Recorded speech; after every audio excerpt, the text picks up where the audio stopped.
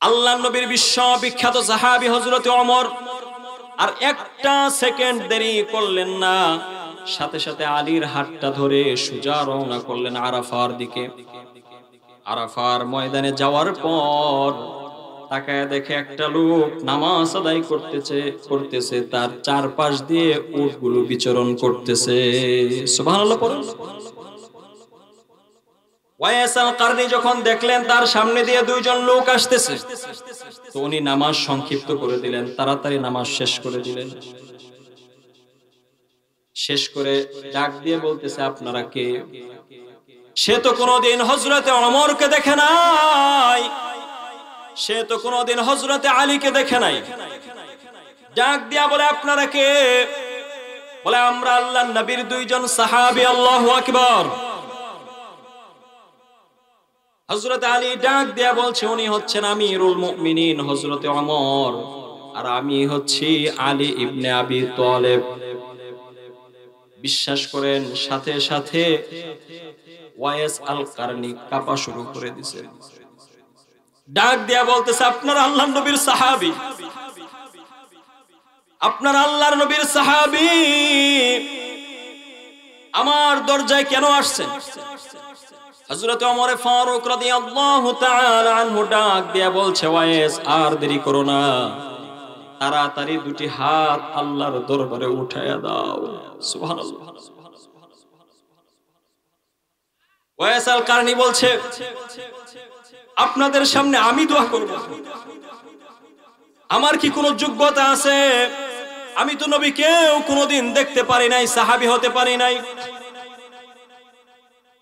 আল্লাহর নবীর সাহাবী হযরত ওমর ডেকে বলছে, ওয়াইস, দুটি হাত তাড়াতাড়ি আল্লাহর দরবারে তুলে দাও। নবী বলে গেছেন, তুমি যখন দুটি হাত আল্লাহর কাছে তুলো, তোমার দোয়া নাকি আল্লাহ কখনো ফেরত দেয় না। কিয়ামতের ময়দানে ওয়াইস আল কারনীকে জান্নাতের চাবি দিয়ে দেওয়া হবে। জান্নাতের গেট পর্যন্ত যখন পৌঁছবে তালা খুলবে। বিশ্বনবী বলেন, এমন সময় আল্লাহর পক্ষ থেকে আওয়াজ আসবে, ওয়াইসকে পিছনের দিকে হটায়া দাও, তাকে জান্নাতে ঢুকতে দিও না। ওয়াইস আল কারনী ডাক দিয়া বলবে, মালিক, জান্নাতের গেটের চাবি দিলেন, জান্নাতে ঢুকতে দিলেন না, কারণটা কি? আল্লাহ পাক রব্বুল আলামিন ডাক দিয়া বলবেন, ওয়াইস, এত স্বার্থপর হলে কি হয় নাকি? তাকায় দেখো, পিছনের দিকে তাকাও, তাকায় দেখো আমার কতগুলো গুনাহগার উম্মত জাহান্নাম ওয়াজিব হয়ে গেছে। তুমি শুধু তোমার আঙ্গুল দিয়া একটু করে ইশারা করে করে দেখাও, যার আঙ্গুলের ইশারা, তোমার আঙ্গুলের ইশারা যার দিকে পড়বে, আমি তাদের সমস্ত গুনাহ মাফ করে তোমার সাথে জান্নাত দিয়ে দেব। আল্লাহ রাব্বুল আলামিন ডাক দিয়া বলে, আমার নবী, আপনি আপনার উম্মতদেরকে জানায়া দেন,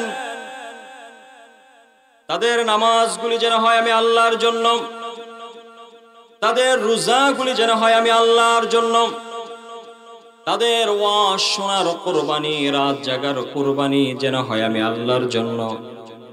ও নবী, আপনি আপনার উম্মতদেরকে জানায়া দেন, তারা যতদিন এই পৃথিবীতে বেঁচে থাকবে, তাদের বেঁচে থাকাটাও যেন হয় আমি আল্লাহর জন্য। ও নবী, আপনি আপনার উম্মতদেরকে জানায়া দেন, তারা যখন মারা যাবে, মরণের সময় হবে, তাদের মরণটাও যেন হয় আমি আল্লাহর জন্য। ঠিক না বেঠি? সুতরাং এখনো যাদের নিয়তের মধ্যে একটু একটু ভেজাল আছে, ঘাটতি আছে, তারা আমার সাথে ঠোঁট মিলে একটু মেহেরবানি করে পড়ুন আল্লাহর কোরআনের 7 নাম্বার পারার 16 নাম্বার পৃষ্ঠার 9 নাম্বার লাইন। সূরাটির নাম সূরাতুল আনআম, আয়াত নাম্বারটা হলো ৭৯। আল্লাহ বলছেন, সবাই পড়ুন, ইন্নী ওয়াজ্জাহতু ওয়াজহিয়া লিল্লাযী ফাতারাস সামাওয়াতি ওয়াল আরদা হানিফা وما أنا من المشركين আমরা সবাই মিলে আমাদের এই চেহারাকে ওই আল্লাহর দিকে ফিরালাম যে আল্লাহ আকাশ বানিয়েছেন, জমিন বানিয়েছেন। আপনারা একটু মেহেরবানি করে বলুন তো আসমান বানিয়েছেন কে? ওয়াহুয়াল্লাযী ফিস সামাই ইলাহুন, আসমানের মালিক কে? ওয়া ফিল আরদি ইলাহুন, জমিনের মালিক কে? রব্বুল মাশরিকি ওয়াল মাগরিব, পূর্ব এবং পশ্চিমের মালিক কে? রব্বুল মাশরিকাইনি ওয়া রব্বুল মাগরিবাইনি, পূর্বের দুই কোণ পশ্চিমের দুই কোণের মালিক কে? আপনার আমার মালিক কে? সবকিছুর মালিক যদি আল্লাহ হয়, সেই আল্লাহর বিধান দুনিয়াতে মানার দরকার আছে না নাই? আর একটু জোরে বলেন আছে না নাই? আল্লাহর কোরআনের মাহফিল যারা শুনতে আসে তাদেরকে আল্লাহর কোরআনের 4টা বিধান মানতে হয়। জোরে বলেন কয়টা? জোর হলো না। 1 নাম্বার কোরআন থেকে বলছে, 1 নাম্বার বিধানটা পাবেন 9 নাম্বার পারার 15 নাম্বার পৃষ্ঠার 11 নাম্বার লাইন। সূরাটার নাম সূরাতুল আ'রাফ, আয়াত নাম্বারটা হলো 204। আল্লাহ বলছেন وَإِذَا قُرِئَ الْقُرْآنُ فَاسْتَمِعُوا لَهُ وَأَنصِتُوا لَعَلَّكُمْ تُرْحَمُونَ। আল্লাহু আকবার। আল্লাহ বলছেন যখন তোমাদের সামনে কোরআন পড়া হয়, যখন তোমাদের সামনে কোরআনের তেলাওয়াত করা হয়, ফাসতামিউ লাহু, তোমরা কোরআনের তেলাওয়াতটাকে মনোযোগ দিয়ে শুনবা। এই আইনটা কার? আরেকটু জোরে বলেন এই বিধানটা কার? 2 নাম্বার বিধানটা হলো ওয়াংসিতু, এবং চুপ থাকবা। তাহলে চুপ থাকার যে বিধানটা, এই বিধানটা কার? আরেকটু জোরে বলেন কার? আচ্ছা আপনারা একটু মেহেরবানি করে বলুন তো, এই যে চুপ থাকার যে বিধানটা আল্লাহর মাহফিল শুনতে আসার পর, এটা কি শুধু আমাদের জন্য, আমার না আমাদের মা বোনদের জন্য? কথা বলেন। আপনারা কি আমার উপর রাগ করতেছেন? ওয়াজ কিন্তু এখনো শুরু করি নাই। আপনারা তো মনে করতেছেন হুজুর মনে ওয়াজ করে ফেলতেছে। না, ওয়াজ এখনো শুরু করি নাই, কেবল মানুষ আনতেছি, আসবে ইনশাআল্লাহ, ভরে যাবে, এই ময়দান ভরে যাবে। ওই দিন গত কয়েকদিন আগে এক মাহফিল করলাম, 12 জন লোক সামনে বসে আছে। তো ওয়াজ শুরু করার পরে আধা ঘন্টা যাওয়ার পরে 400 থেকে 450 মানুষ হয়ে গেছে। ইনশাআল্লাহ আজকেও হবে, কেবল শুরু। আপনারা একটু আমার সাথে আওয়াজ দিয়ে বলুন, এই যে আল্লাহর মাহফিল যারা শুনতে আসে, চুপ করে আল্লাহর মাহফিল শুনতে হয়, এই বিধানটা শুধু আমাদের নাকি আমাদের মা বোনদেরও? এজন্য আজকে যত মা বোন এই মাহফিল শুনতে এসেছেন বা বাড়িতে বসে শুনছেন, আপনাদের কাছে আমার পায়ে হাত রেখে অনুরোধ থাকবে, আজকের মাহফিল যতক্ষণ চলবে, যতক্ষণ শুনবেন, কেউ কারো সাথে কথা বলতে পারবেন না, আমরাও বলবো না ইনশাআল্লাহ। 3 নাম্বার বিধানটা পাবেন আল্লাহর কোরআনের 28 নাম্বার পারার 2 নাম্বার পৃষ্ঠার 12 নাম্বার লাইন। সূরাটির নাম সূরাতুল মুজাদালা, আয়াত নাম্বারটা হলো 11। আল্লাহ বলেন, ইয়া আইয়ুহাল্লাযীনা আমানু ইযা ক্বিলা লাকুম তাফাসসাহু ফিল মাজালিসি ফাফসাহু ইয়াফসাহিল্লাহ। আল্লাহু আকবার। আল্লাহ বলেন, ও আমার ইমানদার বান্দারা, যখন তোমরা কোরআনের মাহফিল শুনতে যাও, কোরআনের মাহফিলে এসে বসো, যখন তোমাদেরকে বলা হয়, যখন তোমাদেরকে বলা হয় সামনের দিকে আগায় আসো, জায়গা খালি করে সকলেই সামনের দিকে আগায় আসতে হয়, এই আইনটা কার? আর একটু জোরে বলেন আইনটা কার? 4 নাম্বার বিধানটা পাবেন আল্লাহর কোরআনের 14 নাম্বার পারা 17 নাম্বার পৃষ্ঠা। সূরাটির নাম সূরাতুন নাহল, আয়াত নাম্বারটা হলো 8। আল্লাহ বলছেন, فَإِذَا قَرَأْتَ الْقُرْآنَ فَاسْتَعِذْ بِاللَّهِ مِنَ الشَّيْطَانِ الرَّجِيمِ। আল্লাহ বলেন, যখন তোমরা কোরআন শুনবা, কোরআনের আলোচনা শুরু করবা, সকলেই মিলে সর্বপ্রথম একবার পড়ে নিবা। সবাই আমার সাথে পড়ুন, আউযু বিল্লাহি মিনাশ শাইতানির রাজিম। আমরা বিতাড়িত মারদুদ শয়তান থেকে যার কাছে পানা চেয়ে নিলাম, তিনি কে? আরেকটু জোরে বলেন, তিনি কে?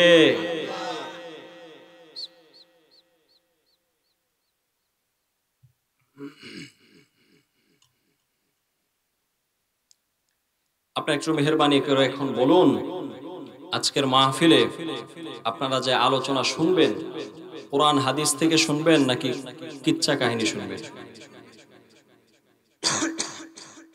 একটু মেহেরবানি করে সকলেই বলতে হবে, কোরআন হাদিস শুনবেন নাকি কিচ্ছা কাহিনী শুনবেন? হ্যাঁ, মাশাআল্লাহ। একটা জিনিস খেয়াল করুন, আপনি যদি ঘটনা, বানোয়াট, কিচ্ছা কাহিনী এগুলো যদি শুনেন, তাহলে একটা লাভ হবে। কয়টা লাভ? মেহেরবানি করে বলুন, কয়টা লাভ? একটা লাভ হবে। সে লাভটা কি? সে লাভটা হলো আল্লাহ তাআলা আমাদেরকে দুইটা কান দিবেন, দেন নাই? একটু মেহেরবানি করে সকলে একটু কানে হাত দেন তো। কানের মাঝখানে হাত দেন, এই যে দুই আঙ্গুল দিয়ে ছিদ্র আছে না নাই? জি, একটু হাত নামিয়ে ফেলেন। রাগ করছেন? কেন দেখালাম? এই যে কানটা আল্লাহ তাআলা দিয়েছেন, এই কান, এই যে ছিদ্রটা, এই ছিদ্রের হাফ ইঞ্চি ভিতরে একটা গোশতের টুকরা আছে। কি আছে? গোশতের টুকরা আছে।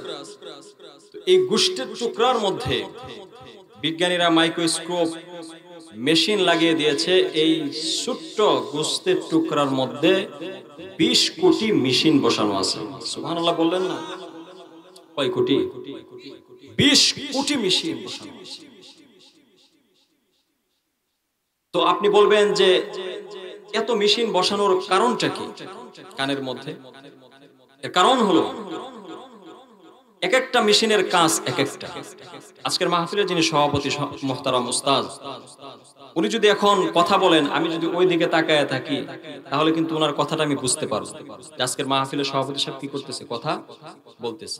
এটা কেন?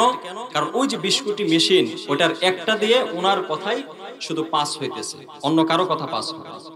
কথা বুঝেন নাই? এজন্য সন্তান,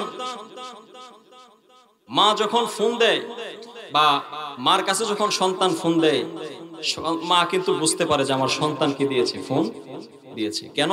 ওই যে তার ওই মেশিনটা, একটা মেশিন, এটা সচল আছে। আপনি আপনার বন্ধুর সাথে কথা বলেন, হঠাৎ করে ফোন দিছে, তো আপনি চিনতে পারতেছেন না, তাহলে বোঝা গেল আপনার ওই যে একটা 20 কোটি থেকে একটা মেশিন, এটা ড্যামেজ হয়ে গেছে, নাহলে আপনি বুঝতে পারতেন। কথা বুঝেন না? এজন্য এত দামি কান দিয়ে আমরা কেন কিচ্ছা কাহিনী, ঘটনা শুনবো? আমরা আল্লাহর কোরআন হাদিস শুনবো, ঠিক কিনা বলেন? আল্লাহর কোরআন এবং হাদিস যদি কেউ শুনে, ঘটনার কিচ্ছা কাহিনী যদি কেউ শুনে, তাহলে তার মাত্র লাভ হবে একটা, সেটা হলো কানের সুরসুরি মিটবে, একটু মজা লাগবে, আর কিছুই না। কিন্তু আল্লাহ নবী বলেন, আল্লাহর কোরআন হাদিস, কোরআন যদি কেউ শুনে, তাহলে তার কম পক্ষে টাটকা 60টা লাভ হবে। জোরে বলেন, কয়টা? আরো জোরে। 60টা লাভ হবে। কোরআন হাদিস থেকে বলছি, 1 নাম্বার লাভটা পাবেন 8 নাম্বার পারার 9 নাম্বার পৃষ্ঠার 6 নাম্বার লাইন, সূরাটির নাম সূরাতুল আনআম, আয়াত নাম্বারটা হলো 6। আল্লাহ পাক রব্বুল আলামিন বলেন, মান জাআ বিল হাসানাতি ফালাহু আশরু আমসালিহা। সুবহানাল্লাহ পড়েন। আল্লাহ নবী হাদিসের মধ্যে বলেন, মান ক্বারা হারফাম মিন কিতাবিল্লাহি ফালাহু হাসানাতুন ওয়াল হাসানাতু বিআশরি আমসালিহা। আল্লাহ নবী বলেন, আল্লাহর কোরআনের একটা হরফ যে পড়ে, একটা হরফ যে তেলাওয়াত শুনে, আল্লাহ পাক রব্বুল আলামিন ওই বান্দার আমলনামায় কমপক্ষে 10টা নেকি লিখে দেন। সুবহানাল্লাহ পড়েন। 2 নাম্বার লাভটা হলো, আমি আশিকুর রহমান আজকের এই মাহফিল থেকে যতগুলো কোরআনের আয়াত তেলাওয়াত করব, এই তেলাওয়াতের আওয়াজ যত দূর পর্যন্ত যাবে, অত্র এলাকার মাটির নিচে যত মানুষ শুয়ে আছে, আল্লাহ পাক রব্বুল আলামিন এই কোরআন তেলাওয়াতের বরকতে, কোরআনের মর্যাদায় আজকে তাদের কবরের আযাবগুলিকে মাফ করে দেবেন। সুবহানাল্লাহ বললেন না? আজকে আমার এই এলাকাবাসীর মধ্যে আমাদেরই তো আপনজন শুয়ে আছে, কথা বলেন, আমাদেরই ভাই বেরাদর, আত্মীয় স্বজন, মা বাবা শুয়ে আছে না? আজকে আমি মাহফিল কমিটিকে, এই মসজিদ কমিটিকে ধন্যবাদ জানাই যে তারা আজকে এই অঝপাড়া গ্রামে এরকম একটা জায়গায় তারা কোরআনের মাহফিল দিয়েছে। আল্লাহু আকবার। চাইলে তারা এখানে বাউল গান দিতে পারতো কি পারতো না? আচ্ছা বলেন, একটা কেন, হাজারটা বাউল গান যদি দেওয়া হয় এলাকাতে, একটা কবরের আযাব মাফ হবে? কথা বলেন, মাফ হবে? কিন্তু আল্লাহর নবী বলছেন, যে এলাকায় কোরআনের তেলাওয়াত হয়, কোরআনের তেলাওয়াত, এই কোরআনের তেলাওয়াত যত দূর পর্যন্ত যায়, আশেপাশে যতগুলো কবরস্থান, গুরুস্থানে মানুষগুলো শুয়ে আছে, সমস্ত কবরবাসীর কবরের আযাব যিনি মাফ করে দেন তিনি কে? আরেকটু জোরে বলেন, তিনি কে? 3 নাম্বার লাভটা হলো, আজকের এই ময়দান থেকে, এই মাহফিল থেকে আমি যতগুলো কোরআনের আয়াত তেলাওয়াত করব, আমার যে সমস্ত মা এবং বোন তাদের গর্ভে বাচ্চা নিয়ে এই কোরআন তেলাওয়াত গুলো শুনবে, আল্লাহর কসম করে বলছি, এই বাচ্চাগুলো কখনোই দুনিয়াতে হাবাগোবা হবে না। সুবহানাল্লাহ পড়েন। কোরআনের কর্মী হয়ে এই দুনিয়াতে ভূমিষ্ঠ হবে। আল্লাহু আকবার।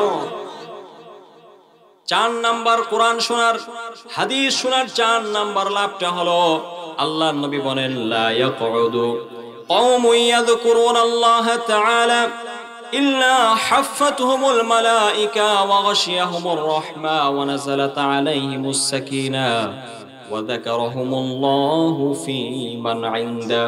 4 নাম্বার লাভটা হলো, আল্লাহর নবী বলেন, আমার কোন কওম, আমার কোন উম্মতের দল যদি কোথাও বসে কোরআনের তেলাওয়াত শুনে, তাহলে যতক্ষণ শুনবে ততক্ষণ আল্লাহর তৈরি নূরের ফেরেশতারা তাদেরকে পাখা দিয়ে বেষ্টন করে রাখে। সুবহানাল্লাহ পড়েন। আমরা আজকে যতক্ষণ পর্যন্ত এই কোরআনের ময়দানে থাকবো, ততক্ষণ ফেরেশতাদের পাখার নিচে থাকবো। আচ্ছা বলেন, ফেরেশতাদের বেষ্টনীতে পাখার নিচে যারা থাকে, এই মুহূর্তে যদি আজরাইল এসে তার জানটা কবজ করে, তার মৃত্যুটা ভালো হবে না খারাপ হবে? কথা বলেন, ভালো হবে না খারাপ হবে? 5 নাম্বার লাভটা হলো, আল্লাহর নবী বলেন, ওয়া গাশিয়াহুমুর রাহমা। আল্লাহ তাআলার যতক্ষণ পর্যন্ত বান্দা মাহফিলে বসে থাকবে, ততক্ষণ পর্যন্ত আসমান থেকে আল্লাহর রহমত ওই বান্দাদের উপর নাজিল হতে থাকবে। সুবহানাল্লাহ। 6 নাম্বার লাভটা হলো, এমন অনেক বান্দা আছে, অনেক মানুষ আছে, ঘর থেকে পেরেশানি নিয়ে বের হয়, কিন্তু আল্লাহর কোরআন শোনার কারণে আল্লাহ পাক রব্বুল আলামিন ওই বান্দার কলিজাকে ঠান্ডা করে দেন। সুবহানাল্লাহ। 7 নাম্বার লাভটা হলো, বান্দা এই খালিয়ারবাইত পূর্বপাড়া তাকওয়া বাইতুন নূর জামে মসজিদের উদ্যোগে মাহফিলে বসে বসে আল্লাহর কোরআন শুনে, আল্লাহর নামের জিকির করে, আল্লাহ পাক রব্বুল আলামিন আরশে আজিমে নূরের তৈরি ফেরেশতাদেরকে নিয়ে বান্দার নামের জিকির করে। আল্লাহু আকবার পড়েন। তাহলে এখন আপনারা বলুন, আপনাদের কাছ থেকে শেষ সিদ্ধান্ত, আপনারা কি আজকের মাহফিলে কোরআন হাদিস থেকে কথা শুনবেন নাকি কিচ্ছা কাহিনী শুনবেন? সবাই যে বললেন না, কোরআন হাদিস না কিচ্ছা কাহিনী? জি মাশাআল্লাহ। আজকে আমি আপনাদেরকে খুব সংক্ষিপ্তভাবে, সময় আমার খুব কম, আমি নিজেও অসুস্থ, খুবই অসুস্থ, তো সেই হিসেবে আমি আপনাদেরকে আজকের এই মাহফিলে 3টা হাদিস শোনাবো। কয়টা? আমি বাহির থেকে কোনো আলোচনা করতেও পারি না, করবো না। আমি সর্বোচ্চ কয়টা হাদিস আপনাদেরকে শোনাবো? 3টা হাদিস শোনাবো। কারা কারা শুনবেন একটু মেহেরবানি করে 2টি হাত তুলুন। আল্লাহ পাক রব্বুল আলামিন কবুল করেন। হাত নামান। পৃথিবীর যত বস্তু আছে, যত জিনিস আছে, কোন জিনিসের দিকে তাকালে সওয়াব হয় না, সওয়াব হয়। কথা বুঝেন নাই? আপনি যদি এই গ্লাসের দিকে তাকিয়ে থাকেন, আপনার আমলনামায় কোনো সওয়াব হবে? কথা বলেন, সওয়াব হবে? পৃথিবীর যত জিনিস আছে, কোন জিনিসের দিকে তাকালে সওয়াব হয় না। কিন্তু আজকে এমন 3টা হাদিস আপনাদেরকে বলবো, আপনারা শুনে আশ্চর্য হবেন যে 3টা জিনিস এমন আছে যে 3টা জিনিসের দিকে তাকালেই নবী বলেন বান্দার আমলনামায় সওয়াব লেখা শুরু হয়ে যায়। সুবহানাল্লাহ পড়েন। 1 নাম্বার হলো, আল্লাহর নবী বলেন, আন-নাজরু ইলাল মাসহাফ। আল্লাহর কোরআনের দিকে যে ব্যক্তি রহমতের নজরে একটাবার তাকায়, আল্লাহ পাক রব্বুল আলামিন সাথে সাথে ওই বান্দার আমলনামায় সওয়াব লেখা শুরু হয়ে যায়। সুবহানাল্লাহ পড়েন। তাহলে যারা বলেন যে হুজুর আমরা তো কোরআন পড়তে পারি না, এরকম বলেন না অনেকে, আমরা আসি কোরআন পড়তে পারি না, কিন্তু কোরআনের দিকে তাকাইলেই যে সওয়াব হয়, আমরা কি কখনো তাকায়া দেখছি? এমনও মানুষ, আপনারা রাগ করবেন না দয়া করে আমার উপর, এমনও মানুষও এখানে বসা আছে যে গত রমজান থেকে এই যে রমজান সামনে আসতেছে আজও পর্যন্ত আমার হাতে কোনোদিন কোরআন উঠে আসি না আমরা? অসংখ্য মানুষ এরকম আছে। অথচ কথা তো ছিল প্রতিদিন একবার করে হলেও, প্রতিদিন একটা বার করে হলেও আল্লাহর কোরআনটা হাতে নিয়ে একটু দেখতাম, যতক্ষণ তাকিয়ে থাকতাম ততক্ষণ সওয়াব আছে না নাই? কথা বলেন আছে না নাই? তাহলে কোরআন পড়লেও সওয়াব হয়। আজকে যে কোরআন আপনাদেরকে শোনাচ্ছি যতক্ষণ শুনবেন ততক্ষণ কি হবে? সওয়াব হবে। কোরআন পড়লেও সওয়াব, পড়ালেও সওয়াব, শুনলেও সওয়াব। পড়ালে কেমনে সওয়াব হয় আপনাদেরকে ছোট্ট একটা ঘটনা শোনাবো। আবার এটা কিচ্ছা কাহিনী বানোয়ার ঘটনা মনে করেন না, এটা তাফসিরে কাবীর আল্লামা ফখরুদ্দিন রাজি রহমাতুল্লাহি আলাইহি তাফসিরে কাবীরের মধ্যে এই ঘটনাটা লিখেছেন। এই ছোট্ট ঘটনাটা শুনিয়ে আমি দ্বিতীয় হাদিস শুরু করব ইনশাআল্লাহ। আল্লাহ পাক রব্বুল আলামিনের একজন অত্যন্ত জলিলুল কদর পয়গম্বরের নাম হযরত ঈসা আলাইহিস সালাতু ওয়াস সালাম। নাম শুনছেন আমরা? ঈসা নবীর নাম শুনলেন? এই ঈসা আলাইহিস সালাতু ওয়াস সালাম একদিন ভ্রমণে বের হলেন, সফরে বের হলেন। কিছু দূর যাওয়ার পরে হুজুর জানেন, কিছু দূর যাওয়ার পরে হযরত ঈসা আলাইহিস সালাতু ওয়াস সালামকে আল্লাহ তাআলা এমন একটা শক্তি দান করেছিলেন, যদি কোনো কবরের দিকে তাকাতেন কবরের ভিতরে কি চলতেছে দেখতে পেতেন। সুবহানাল্লাহ পড়েন। আমরা হাজারো গুরুস্থানের পাশ দিয়ে যাই, কিন্তু কবরের মধ্যে কি আযাব হচ্ছে না শান্তি জান্নাতের বাগান হয়ে গেছে আমরা কি দেখতে পারি? এই শক্তি কি আল্লাহ আমাদেরকে দিয়েছেন? দেননি। কিন্তু ঈসা নবীকে এমন এক মুআজিজা আল্লাহ তাআলা দান করেছেন, কবরের পাশে দাঁড়ায়া যখন উনি কবরের দিকে নজর করতেন কবরের ভিতর কি চলতেছে উনি দেখতে পেতেন। সুবহানাল্লাহ। আল্লাহর নবী হযরত ঈসা আলাইহিস সালাতু ওয়াস সালাম সফরে যাচ্ছেন। কিছু দূর যাওয়ার পরে বিশাল বড় একটা গোরস্থান। এই গোরস্থানের মধ্যে ঈসা আলাইহিস সালাতু ওয়াস সালাম তাকায় দেখে গোরস্থানের কোন কবরের ভিতরে আযাব হয় না, শুধুমাত্র একটা কবরের ভিতরে ভীষণ আযাব চলতেছে। নাউজুবিল্লাহ পড়ে। বিশাল বড় গোরস্থান, কোন কবরের মধ্যে কোনো আযাব নাই, শুধুমাত্র কয়টা কবরে আযাব? একটা কবরে আযাব।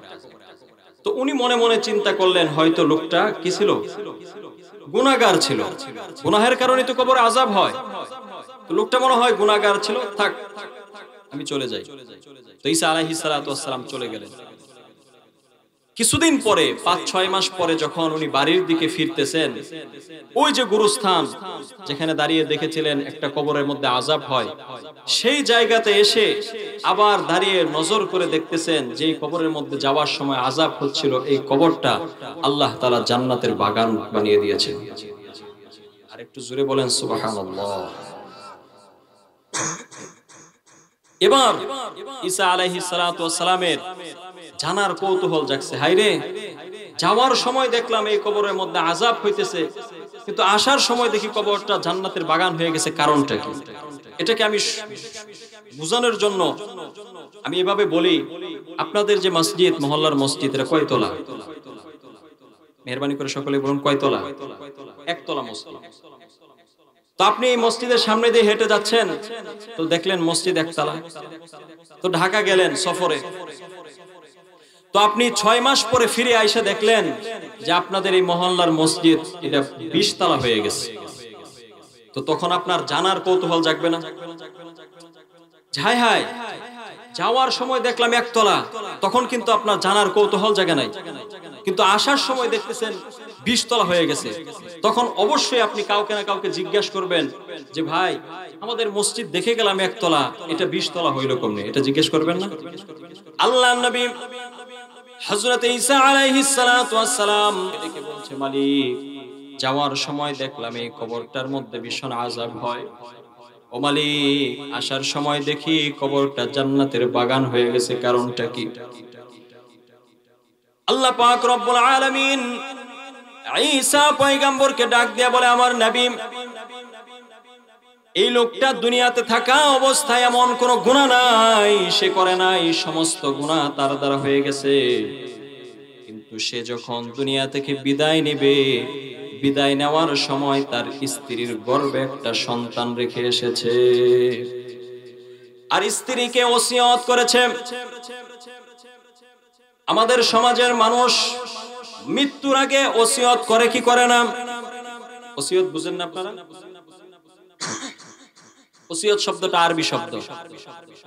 তো মানুষ, আমাদের সমাজের মানুষ ওসিয়ত করে যে আমি তো হয়তো মারা যাব কিছুক্ষণ পরেই, তো আমার যে সন্তানটা আছে এই সন্তানটাকে তোমরা কি রাখো, দেখা রাখো। আমার এই জমি জমা, এই যে বাড়ি ঘর, এই সব কিছু তোমরা দেখা রাখো, এরকম ওসিয়ত করে না? কিন্তু মানুষ কিভাবে ওসিয়ত করতে হয় এটাও জানে না। আপনারা বললে বিশ্বাস করতে পারেন, নাও করতে পারেন। আমার জন্মদাতা মা, আমার নিজের আম্মা ক্যান্সার রোগে আক্রান্ত। কি রোগ? ক্যান্সার হলে কিন্তু মানুষ বেশি দিন বাঁচে না। আমার মা ক্যান্সার রোগে আক্রান্ত। আমি যখন সর্বশেষ দিন, যেদিন মায়ের অপারেশন হবে, আমি হাসপাতালে আমার মাকে দেখতে গেলাম। দেখতে যাওয়ার পর কোন মা কিন্তু তার সন্তানকে দেখে ঠিক থাকতে পারে না। পারে মুসলমান পারে? আমার মা যখন আমাকে দেখলেন, হাউমাউ করে কান্না, কেঁদে কেঁদে আমার দুটি হাত ধরে বলছে, বাবা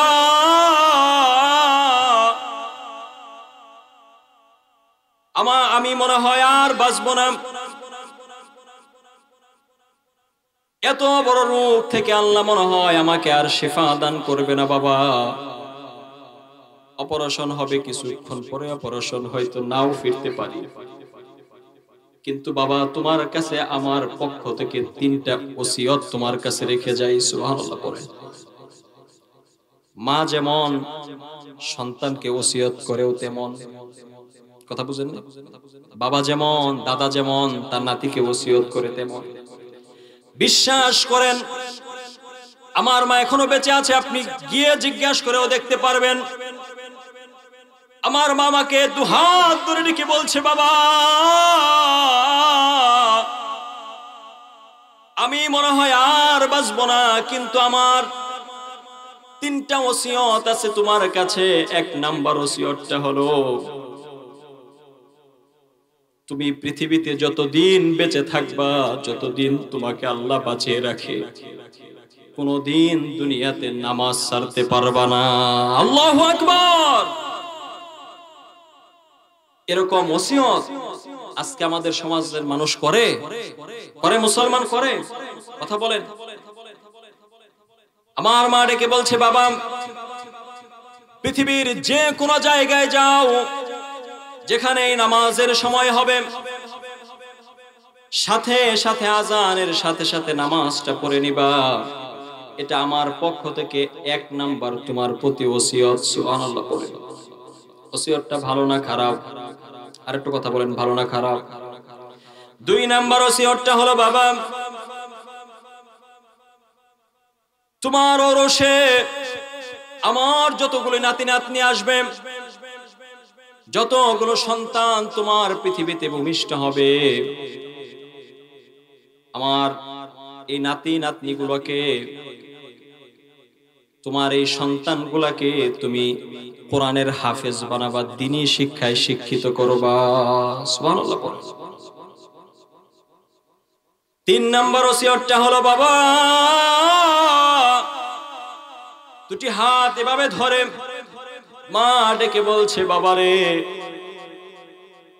যতবার তুমি দুনিয়াতে 2টি হাত তুলে আল্লাহর কাছে মুনাজাত করবা, দোয়া করবা, কোন দোয়ায় আমার কথা ভুলবা না। কোন একটা দোয়ায় আমার কথা ভুলবা না। এটা 3য় ওসিয়ত। এজন্য মা বাবার জন্য দোয়া আছে না নাই? সবাই আমার সাথে একটু পড়ুন, রব্বিরহামহুমা কামা রব্বায়ানি সগীরা। আল্লাহর নবী হযরত ঈসা আলাইহিস সালাতু ওয়াস সালামকে আল্লাহ ডেকে বলে, ও ঈসা এই লোকটার কবরে আযাব হয়, এই লোকটা দুনিয়াতে থাকা অবস্থায় এমন কোনো গুনাহ নাই সে করে নাই, কিন্তু সে যখন দুনিয়া থেকে বিদায় হয়, বিদায়ের আগ মুহূর্তে তার স্ত্রীর গর্ভে একটা সন্তান রেখে আসে এবং তার স্ত্রীকে ওসিয়ত করে, ও আমার প্রাণের স্ত্রী, শোনো শোনো, আমি যখন মারা যাব, এই তোমার এই সন্তান যখন ভূমিষ্ঠ হবে, ভূমিষ্ঠ হওয়ার পর এই সন্তান যখন বড় হবে, বড় হবার পর তুমি আমার এই সন্তানকে কোনো কেজি স্কুলে দিবা না।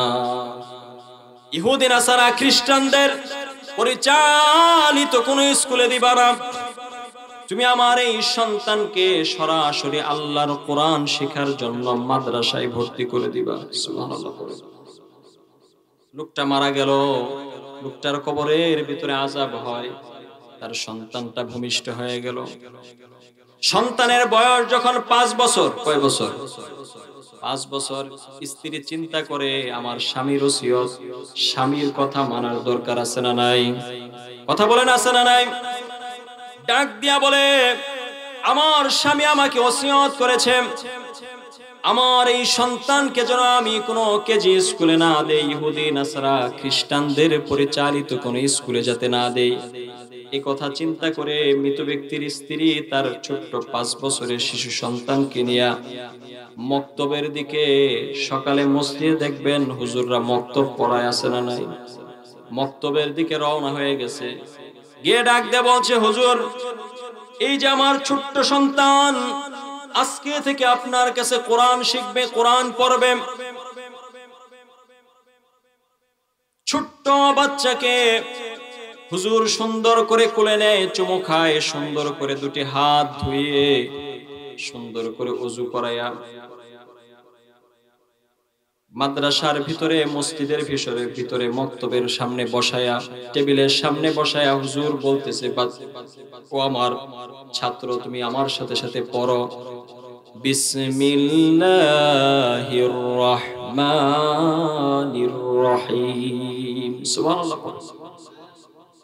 আল্লাহর নবী বলেন, আমার কোন উম্মত যদি দৈনিক 19 বার বিসমিল্লাহ পাঠ করে, কয়বার? একটু জোরে বলেন, কয়বার? 19 বার বিসমিল্লাহ পাঠ করে, আলাইহা 19, এটা কোরআনের আয়াত। আল্লাহর তৈরি জাহান্নামকে কন্ট্রোল করার জন্য আল্লাহ 19 জন ফেরেশতা নিযুক্ত করেছেন। কয়জন? আল্লাহর নবী বলেন, এই 19 জনের বাপের ক্ষমতা নাই এই লোকটাকে জাহান্নামে নিবার। আল্লাহ তাআলা এই বিসমিল্লাহ পাঠ করার বরকতে ওই ব্যক্তিকে জান্নাত দিয়ে দিবেন। সুবহানাল্লাহ পড়েন। এজন্য এই আমলটা আমাদের করার দরকার আছে না নাই? প্রতিদিন কয়বার? 19 বার। খুব বেশি একটা টাইম কিন্তু লাগবে। আল্লাহ পাক রব্বুল আলামিন ঈসা নবীকে ডাক দিয়ে বলে, আমার নবী, এই লোকটা দুনিয়াতে গুনাহগার ছিল, আমার ফেরেশতারা, আযাবের ফেরেশতারা তার কবরের মধ্যে আযাব দিচ্ছিল, কিন্তু তার সন্তানের, ছোট্ট সন্তানের, নাবালক সন্তানের জবান থেকে যখন আমার 3টা নামের জিকির বের হয়ে গেছে, আল বিসমিল্লাহর মধ্যে কয় নামের জিকির? একটা হলো আল্লাহ, 2 নাম্বার রহমান, 3 নাম্বার রহিম। আল্লাহ বলে, যখন এই ছোট্ট বাচ্চা আমার 3টা নামের জিকির করতেছে, জিকির করার সাথে সাথে আমার আরশের মধ্যে এমন একটা ধাক্কা লেগেছে, আমি আল্লাহ পাক রব্বুল আলামিন তার বাবার কবরের আযাব মাফ করে দিয়েছি। সুবহানাল্লাহ পড়েন। তাহলে কোরআন পড়াইলে, কোরআন পড়লে, কোরআন শুনলে, কোরআন দেখলে লাভ আছে না নাই? 1 নাম্বার হাদিস শেষ। এবার আসেন 2 নাম্বার হাদিস। আল্লাহর নবী বলেন, পৃথিবীর কোন জিনিসের দিকে তাকালে সওয়াব হয় না, কিন্তু কয়টা জিনিসের দিকে তাকালে সওয়াব হয়? মাশাআল্লাহ, আপনাদের মনে আছে। 1 নাম্বার হলো কোরআনের দিকে যেই তাকায় সাথে সাথে তার আমলনামায় সওয়াব যিনি দেন তিনি কে? 2 নাম্বার আল্লাহর নবী বলেন, আন-নাজরু ইলাল ওয়ালিদাইন। আমার কোন উম্মত যদি তার মা বাবার দিকে রহমতের নজরে একটা বার তাকায়, সাথে সাথে ওই বান্দার আমল নামায় একটা কবুল হজের সওয়াব যিনি লিখে দেন তিনি কে? লক্ষ লক্ষ টাকা খরচ করে মানুষ হজ করে, কিন্তু আল্লাহর নবী বলেন নিয়ত যদি সহি না হয়, টাকা পয়সা যদি হালাল না হয়, একবার কেন লোকটা যদি 100 বছর হায়াত পায় আর 100 বছর সে উমরা করে হজ করে, তার হজ কি কবুল হবে? আপনারা কি বলেন, তার হজ কবুল হবে? কিন্তু আল্লাহর নবী বলেন আহারে আমার কোন উম্মত যদি তার মা বাবার দিকে রহমতের নজরে একটা বার তাকায়, সাথে সাথে ওই বান্দার আমল নামায় কবুল হজের সওয়াব যিনি লিখে দেন তিনি কে? সুতরাং মা বাবার দিকে রহমতের নজরে তাকানোর দরকার আছে না নাই? দেখেন সওয়াবের পৃথিবীতে অনেক জিনিসের মেশিন আছে, মেশিন। আজকে যদি কারেন্ট চলে যায়, জেনারেটর আছে না নাই? মেশিন আছে, কিন্তু সওয়াবের মেশিন কোথায় পাবেন? সওয়াবের মেশিন তো আমাদের ঘরে আছে। কোরআন আমাদের ঘরে আছে না নাই? মা বাবা আমাদের ঘরে আছে না নাই? আল্লাহর নবী বিশ্ব নবী রাহমাতুল লিল আলামিন, তার বিশ্ব বিখ্যাত সাহাবী হযরত ওমর ফারুককে ডাক দিয়া বলছে, ওমর, আমার পরে এমন একজন লোক আসবে, তাকে যদি তোমরা পাও, ও আলী, তাকে যদি তোমরা পাও, তাহলে তার কাছ থেকে তোমরা দোয়া নিবা। সুবহানাল্লাহ পড়েন। ওমর ডাক দিয়া বলছে, নবী আমার, তার কাছ থেকে কেন আমরা দোয়া নেব? আল্লাহর নবী ডাক দিয়া বলে, ওমর রে, সে তার মায়ের এমন খেদমত করেছে, সে যখন দুটি হাত তুলে আল্লাহর কাছে কোনো কিছু চায়, আল্লাহ কখনো তার হাত খালি ফেরত দেয় না। সুবহানাল্লাহ পড়েন। ওমর ডাক দিয়ে বলছে, নবী আমার, তার নাম কি হবে? বলে তার নাম হবে ওয়াইস। নাম কি? তার নাম হবে ওয়াইস। বিশ্বনবীর ইন্তেকাল হয়ে গেল, হজের মৌসুম চলে আসলো। আল্লাহর নবীর বিশ্ব বিখ্যাত জান্নাতের সুসংবাদ প্রাপ্ত সাহাবী সমস্ত হাজীদেরকে দাঁড় করায়া দিলেন, হাজীরা দাঁড়ায়া যাও। সবাই দাঁড়ায় গেছে। ডাক দিয়া বলতেছে, এখানে করণ গোত্রের যে আছো সে দাঁড়ায়া থাকো, বাকিরা বসে যাও। তো একজন লোক দাঁড়ায় আছে, ডাক দিয়া বলছে, তুমি কে? তুমি কি ওয়াইস? বলে না, আমি ওয়াইসের চাচাতো ভাই। ওয়াইস কোথায়? বলে আরাফার ময়দানে গেছে। বলে কি করতে? বলে উট চড়াইতে। আল্লাহর নবীর বিশ্ব বিখ্যাত সাহাবী হযরত ওমর আর একটা সেকেন্ড দেরি করলেন না, সাথে সাথে আলীর হাতটা ধরে সোজা রওনা করলেন আরাফার দিকে। আরাফার ময়দানে যাওয়ার পর তাকায় দেখে একটা লোক নামাজ আদায় করতেছে, তার চারপাশ দিয়ে উটগুলো বিচরণ করতেছে। সুবহানাল্লাহ পড়ুন। ওয়াইস আল কারনী যখন দেখলেন তার সামনে দিয়ে দুইজন লোক আসতেছে, তো উনি নামাজ সংক্ষিপ্ত করে দিলেন, তাড়াতাড়ি নামাজ শেষ করে দিলেন। শেষ করে ডাক দিয়ে বলতেছে, আপনারা কে? সে তো কোনোদিন হযরতে ওমরকে দেখে নাই, সে তো কোনোদিন হযরতে আলীকে দেখে নাই। ডাক দিয়া বলে, আপনারা কে? বলে আমরা আল্লাহর নবীর দুইজন সাহাবী। আল্লাহু আকবার। হযরত আলী ডাক দিয়া বলছে, উনি হচ্ছেন আমিরুল মুমিনিন হযরতে ওমর, আর আমি হচ্ছি আলী ইবনে আবি তালেব। বিশ্বাস করেন, সাথে সাথে ওয়াইস আল কারনী কাঁপা শুরু করে দিয়েছে। ডাক দিয়া বলতেছে, আপনারা আল্লাহর নবীর সাহাবী, আপনারা আল্লাহর নবীর সাহাবী, আমার দরজায় কেন আসছেন? হযরত ওমর ফারুক রাদিয়াল্লাহু তাআলা আনহু ডাক দিয়া বলছে, ওয়াইস, আর দেরি করো না, তাড়াতাড়ি দুটি হাত আল্লাহর দরবারে উঠায়া দাও। সুবহানাল্লাহ। ওয়াইস আল কারনী বলছে, আপনাদের সামনে আমি দোয়া করব? আমার কি কোনো যোগ্যতা আছে? আমি তো নবীকেও কোনোদিন দেখতে পারি নাই, সাহাবী হতে পারি নাই। আল্লাহর নবীর সাহাবী হযরত ওমর ডেকে বলছে, ওয়াইস, দুটি হাত তাড়াতাড়ি আল্লাহর দরবারে তুলে দাও। নবী বলে গেছেন, তুমি যখন দুটি হাত আল্লাহর কাছে তুলো, তোমার দোয়া নাকি আল্লাহ কখনো ফেরত দেয় না।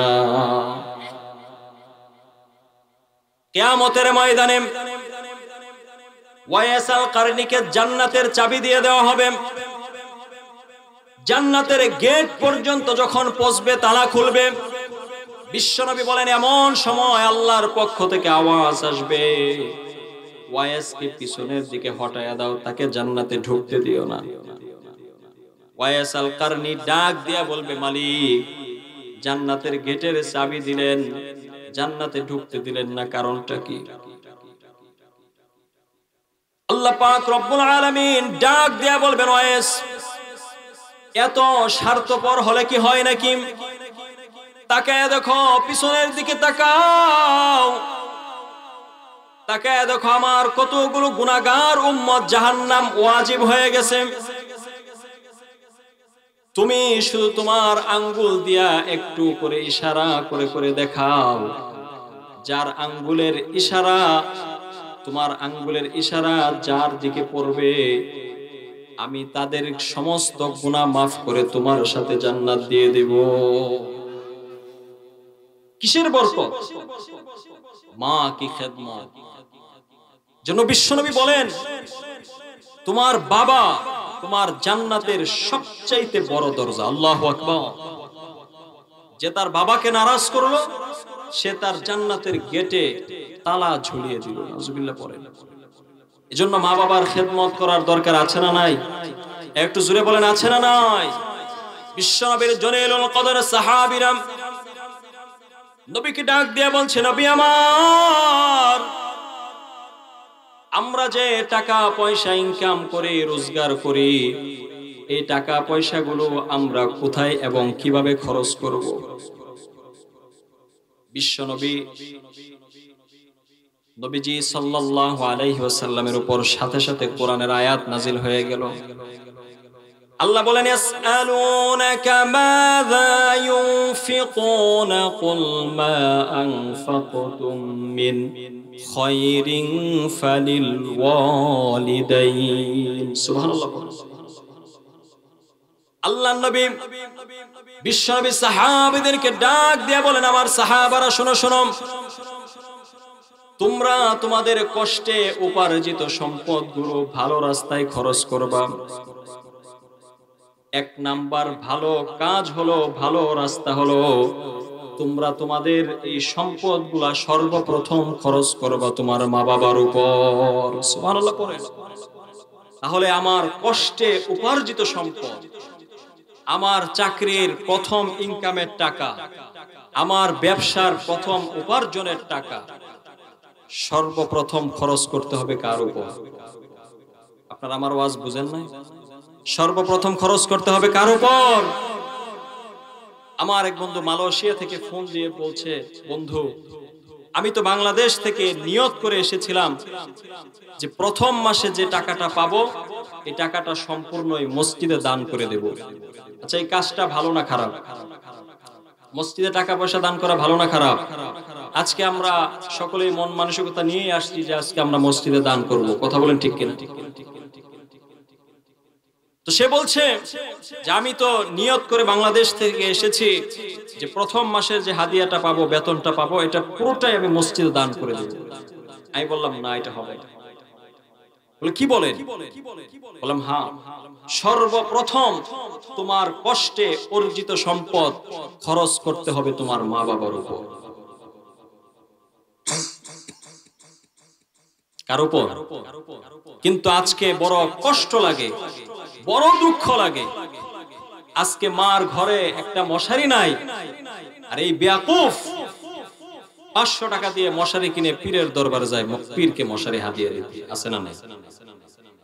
মায়ের ঘরে 1 মাস যাবত কোনো গোশত নাই, অথচ আল্লামা ফালুচান চিশতি রহমাতুল্লাহি আলাই ফাইলার মেলা, যেটা আপনারা তো শুধু ফাইলার মেলায় যান, কিন্তু ফালুচানের নামই তো কেউ জানেন না।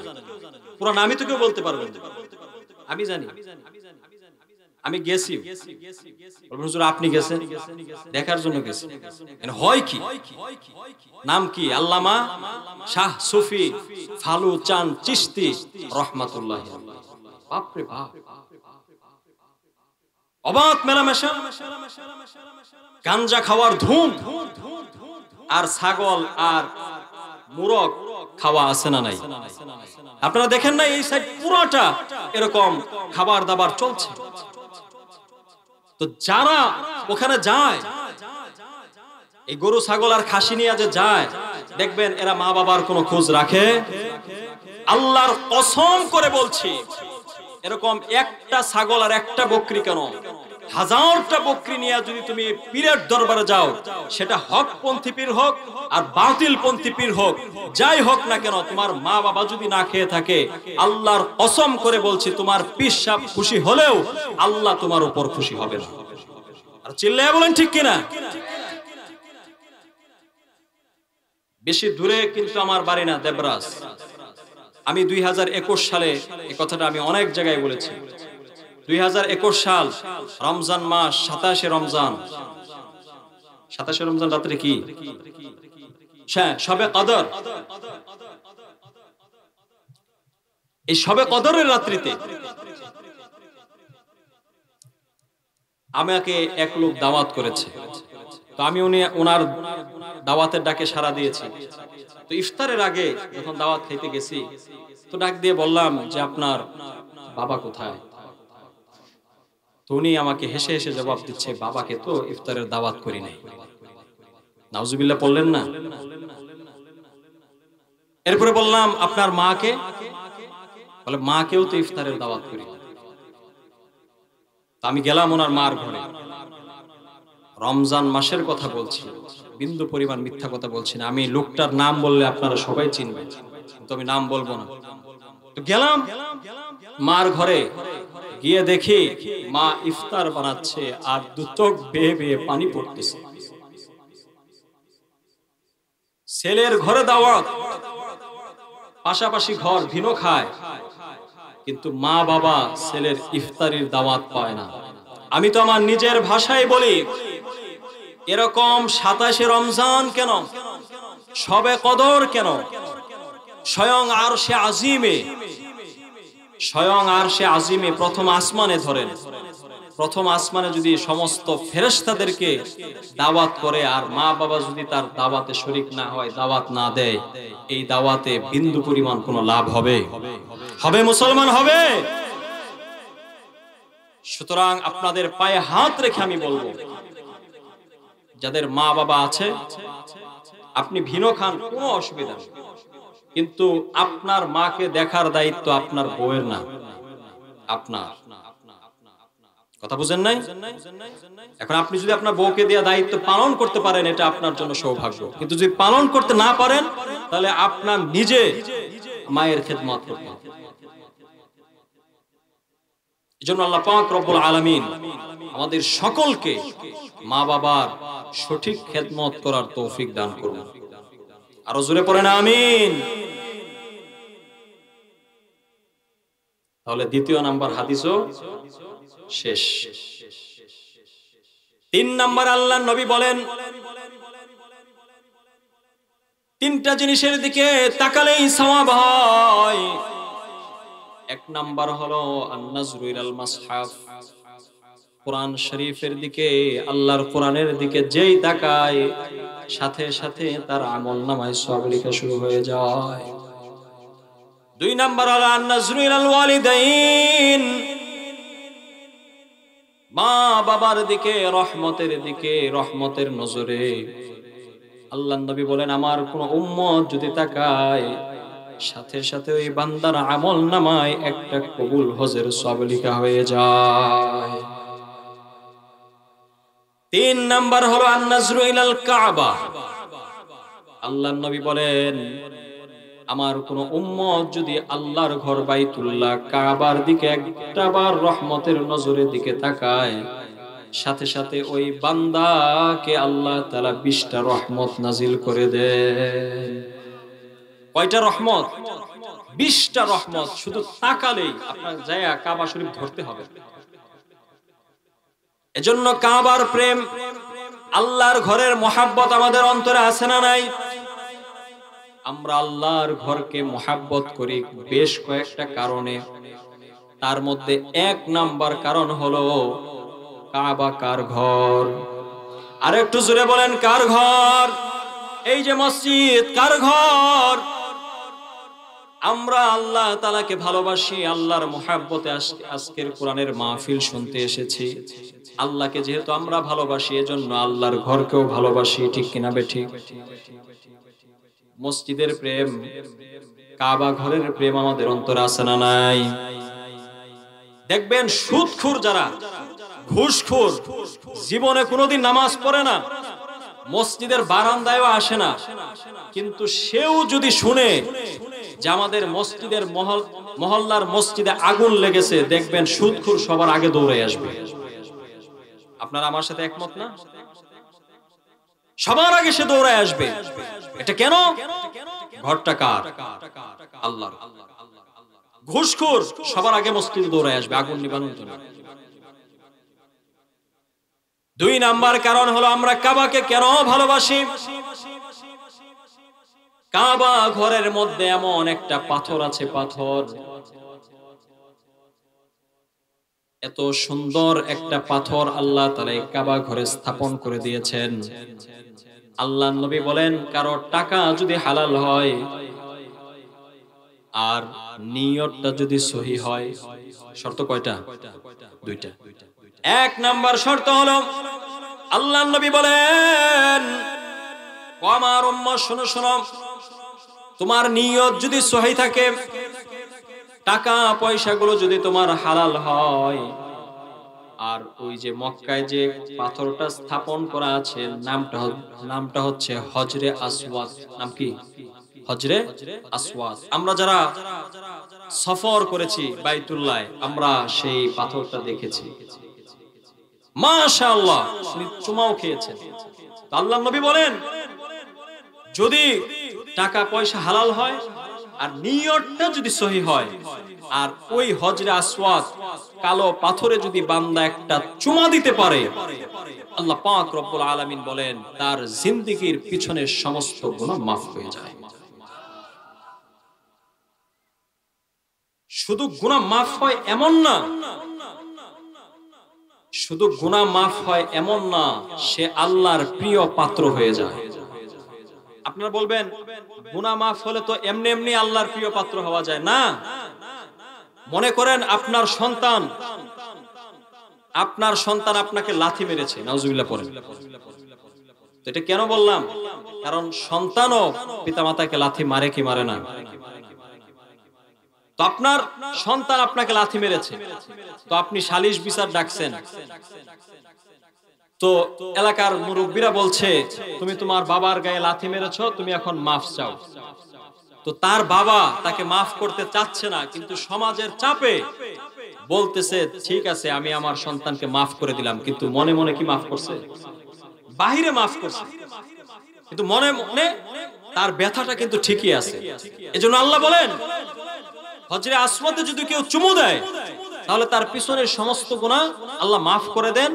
শুধু মাফ করেনই না, আল্লাহ তাআলার রহমতের কুলে ওই বান্দাকে উঠায় নেন।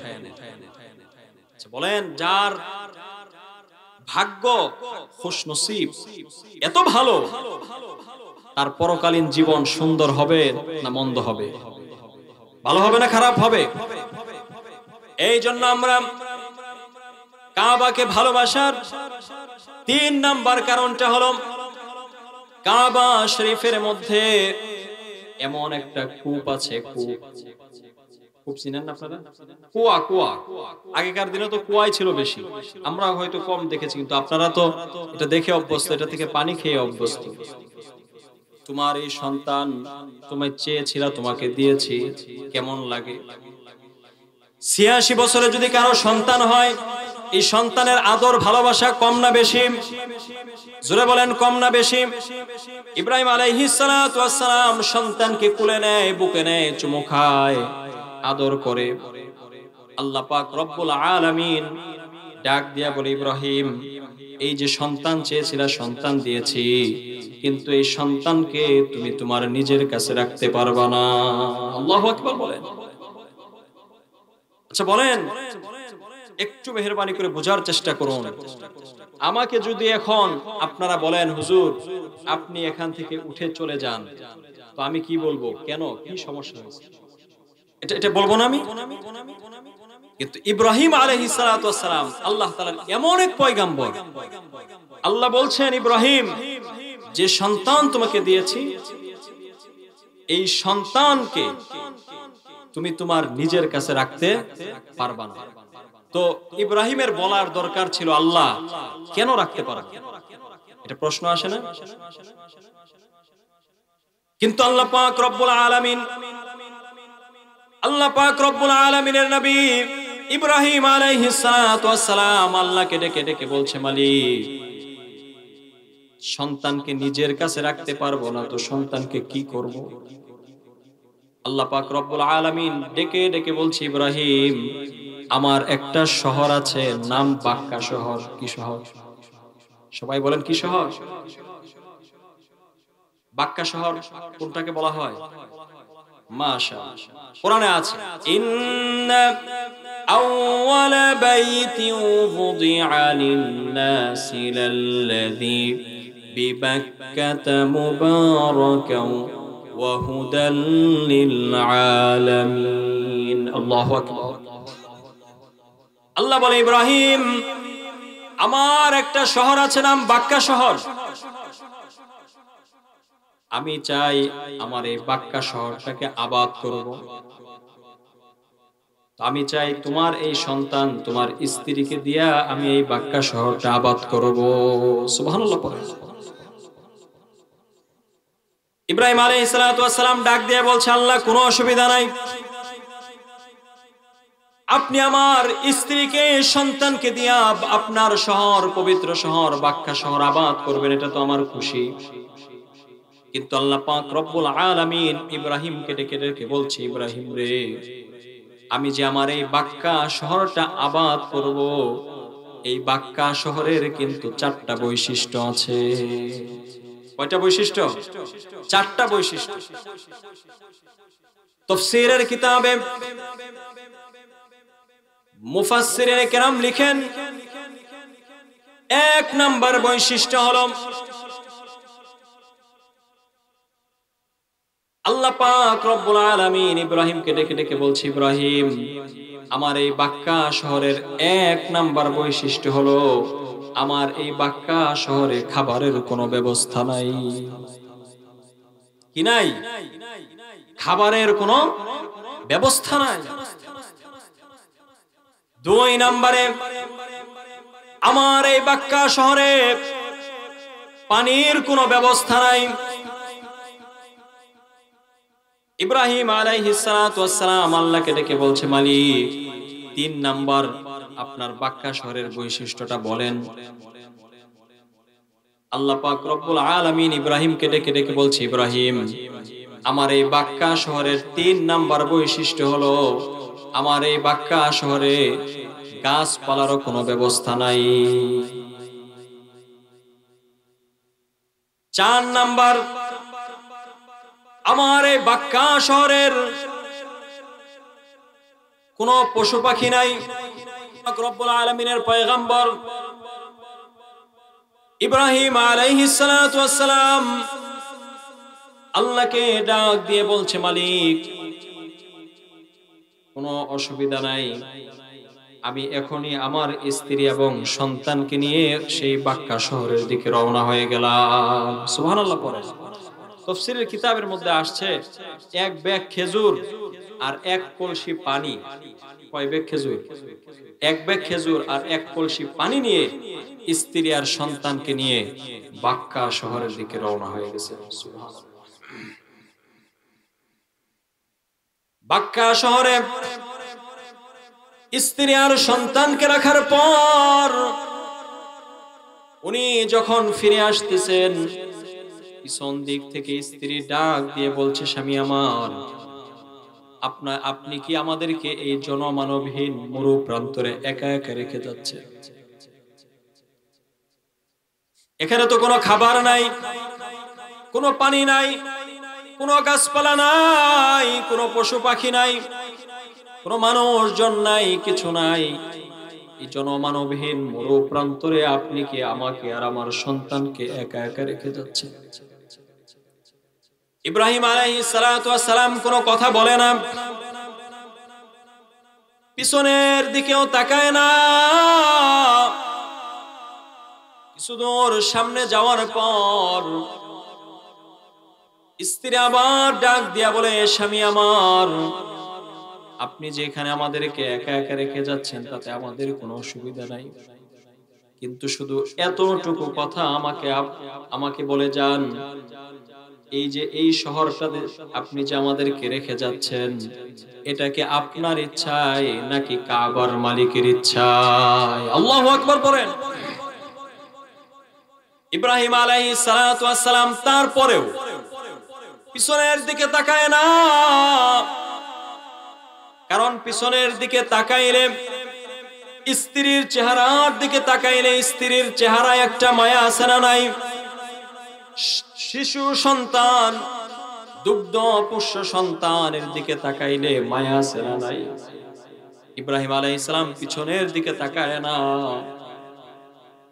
কারণ পিছনের দিকে যদি তাকায় স্ত্রী আর সন্তানের মুহাব্বত বেড়ে যাবে, আল্লাহর মুহাব্বত কমে যাবে। আল্লাহর মুহাব্বতকে ধরে রাখার জন্য ইব্রাহিম নবী পিছনের দিকে তাকায় না,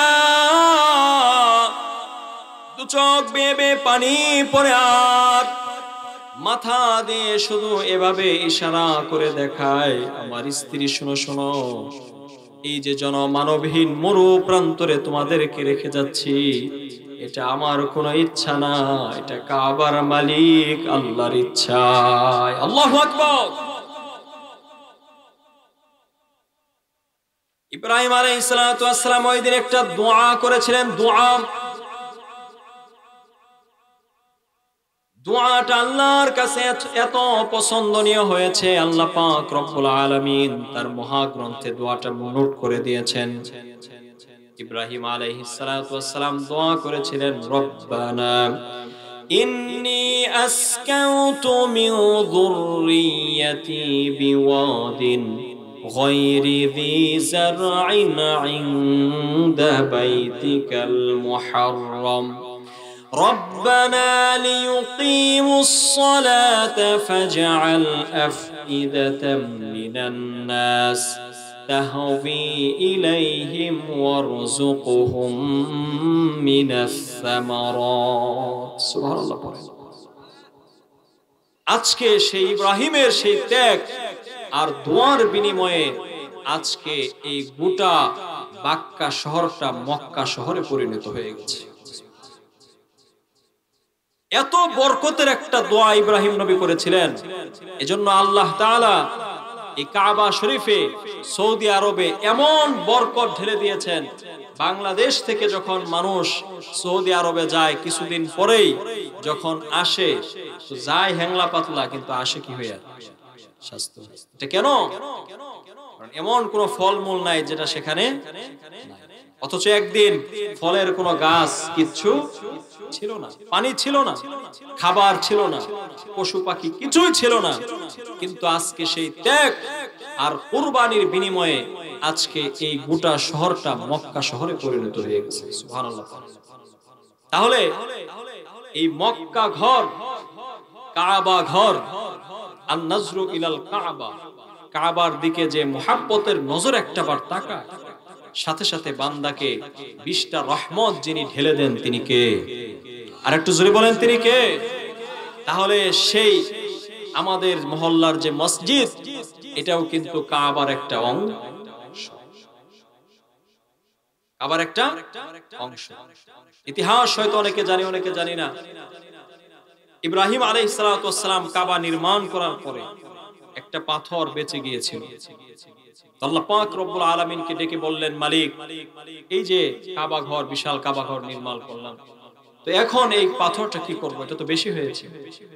উনি বললেন এটা জমিনের মধ্যে ছেড়ে দাও, সারার সাথে সাথে টুকরা টুকরা হয়ে গেল। আল্লাহ পাক রব্বুল আলামিন ডাক দিয়ে বললেন, ইব্রাহিম পাথরগুলো হাতে নাও, ছিটায়া দাও। ডাক দিয়ে বলেন, মালিক আমার হাতে যত শক্তি থাক, আপনি এখান থেকে একটা ঢেল দিয়ে কত দূর নিতে পারবেন? এই জঙ্গল পার হবে? আল্লাহ বললেন, ছিটায়া দেওয়ার মালিক তুমি, এটা পৌঁছে দেওয়ার দায়িত্ব আমার। তো সেই পাথরের কণা পৃথিবীর যেখানে যেখানে গিয়ে পড়েছে, সেখানেই আল্লাহর হুকুমে মসজিদ নির্মাণ হয়ে গেছে। সুবহানাল্লাহ। সুতরাং এই মসজিদের রক্ষণাবেক্ষণ, এর সম্প্রসারণ, এর দিকে তাকাইলেই মন যেন জুড়িয়ে যায়, এরকম ইচ্ছা আমাদের কার কার আছে? একটু হাত তুলুন। আল্লাহ পাক রব্বুল আলামিন আমাদের সকলকে মসজিদের খাদেম হিসেবে কবুল করুন। হাত নামান। এই মসজিদের উন্নয়ন কল্পে অনেক টাকা পয়সা হয়তো শুরু থেকে ব্যয় হয়েছে, হয়তো মাহফিলের মাধ্যমে আপনারা শুক্রবারে দান খয়রাত করেন, বিভিন্ন জায়গা থেকে অনুদান আসে, এভাবেই তো একটা মসজিদ আস্তে আস্তে সুন্দর হয়, ঠিক কিনা বলেন? তো এখন কথা হলো, সেই লক্ষ্যে আপনাদেরই মসজিদ, আপনাদের বাড়ির পাশে মসজিদ, আপনার মহল্লার মসজিদ, এটা মনে করতে হবে আল্লাহর ঘর। এটা সবচাইতে আমার আপন, আমার নিজের ঘরের চাইতে আল্লাহর ঘরের দাম বেশি। আল্লাহ পাক রব্বুল আলামিন দুনিয়াতে যাদেরকে সম্পদ দেয়, সম্পদ মাল দেয়, মাল দেওয়ার পর আল্লাহ পাকের পক্ষ থেকে কয়েকটা ঘোষণা আছে। এক নাম্বার ঘোষণা হলো, যে সমস্ত বান্দারা আল্লাহর রাস্তায় ধন সম্পদ খরচ করে, আল্লাহ পাক রব্বুল আলামিন খুশি হয়ে ওই বান্দাকে মুত্তাকি বানিয়ে দেয়। সুবহানাল্লাহ পড়েন। আল্লাহ বলেন, আল্লাযীনা ইউনফিকুনা ফিস সাররাই ওয়াদ-দাররাই ওয়াল কাযিমিনাল গায়যা ওয়াল আফিনা আনিন নাস ওয়াল্লাহু ইউহিব্বুল মুহসিনিন।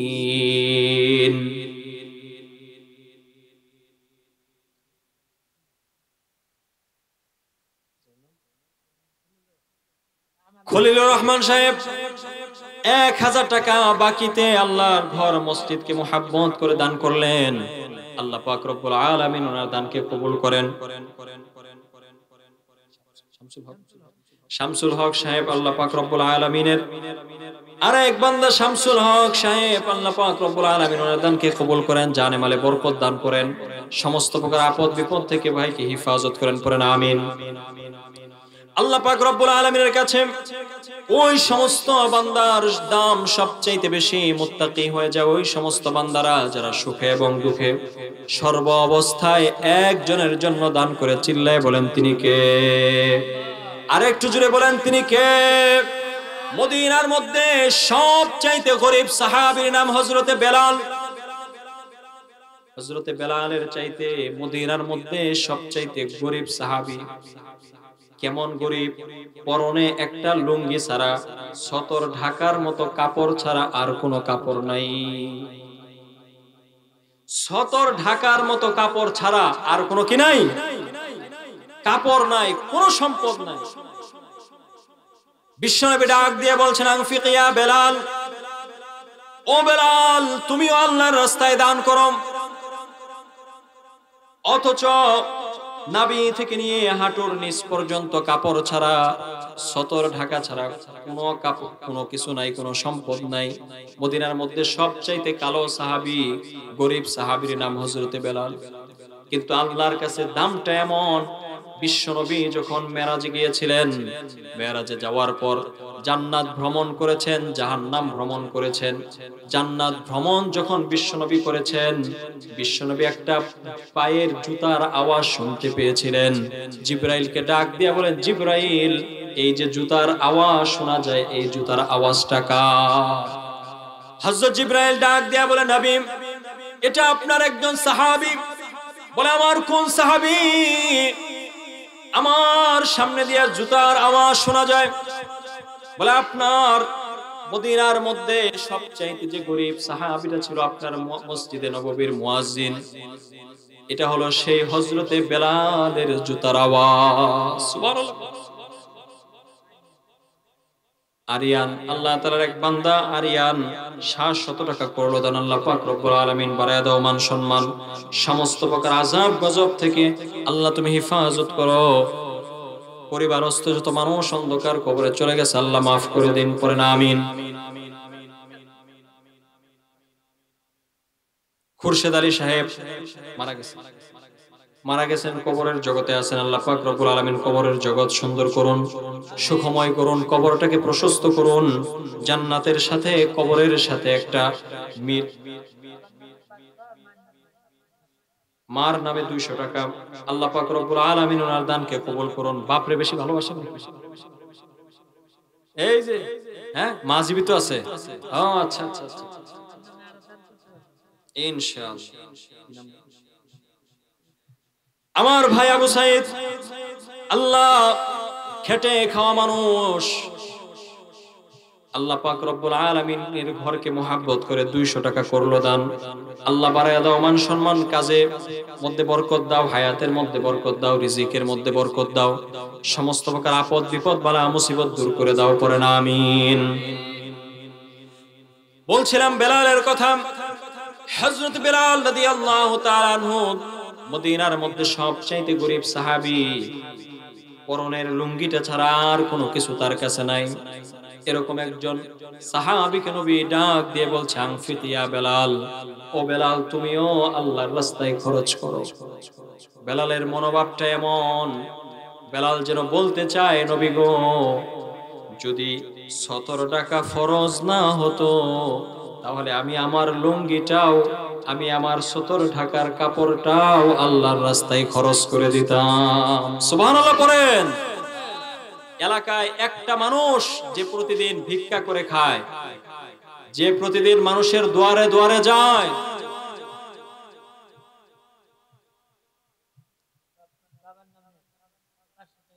বাপ মার নামে জবেদা খাতুন, আমার মা আব্দুস সাত্তার, ওনার বাবা ইন্তেকাল করেছে, বাবা মার নামে 500 টাকা, লিল্লাহে তাকবীর। আল্লাহ আমার মার দানকে কবুল আর মঞ্জুর করেন।